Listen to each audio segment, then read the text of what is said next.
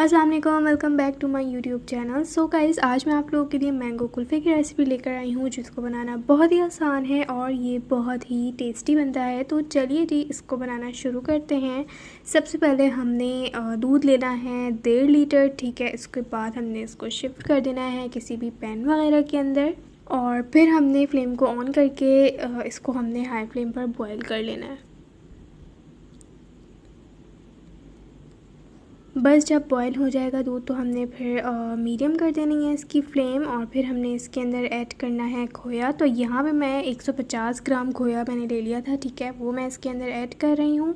और इसके बाद हमने इलायची पाउडर लेना है 1/4 टीस्पून, इसको भी हमने इसके अंदर शामिल कर देना है।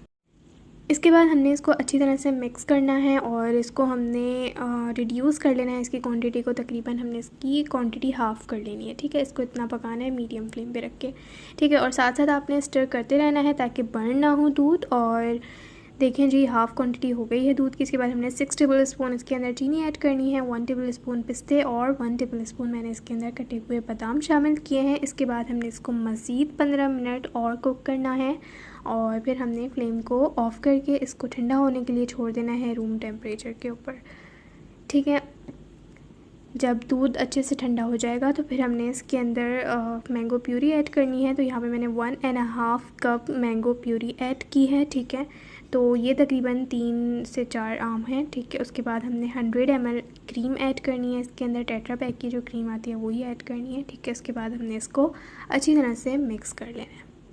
तो हमारा जो बैटर है कुल्फ़ी का वो रेडी हो गया है। उसके बाद कुल्फ़ी के जो मोल्ड्स आते हैं वो भी आप ले सकते हैं। मैंने एक प्लास्टिक का इस तरह का बॉक्स ले लिया है, इसके अंदर हम कुल्फ़ी डाल देंगे, कुल्फ़ी का बैटर, और इसको फिर हमने रेफ्रिजरेटर में रख देना है एटलीस्ट 24 आवर्स के लिए।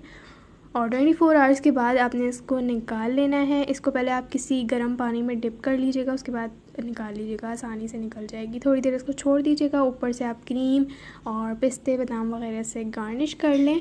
और फ़ौरन इसको मत काटिएगा क्योंकि थोड़ी सी हार्ड होगी। उसके बाद थोड़ा सा आपने वेट करना है 5 मिनट का, उसके बाद फिर आपने कट करके इसको एंजॉय कर लेना है। तो ये थी जी आज की रेसिपी, बहुत ही सिंपल और बहुत आसान सी रेसिपी थी, ज़रूर ट्राई कीजिएगा। और इसी तरह से आसान रेसिपीज़ मज़ीद देखने के लिए मेरे चैनल को जल्दी से जाके सब्सक्राइब कर दें और वीडियो को लाइक किए बगैर बिल्कुल भी नहीं जाना, ठीक है जी। इंशाल्लाह फिर मैं मिलती हूँ नेक्स्ट वीडियो में। जब तक के लिए मुझे इजाज़त दीजिए, अपना बहुत सारा ख्याल रखिएगा। अल्लाह हाफ़िज़।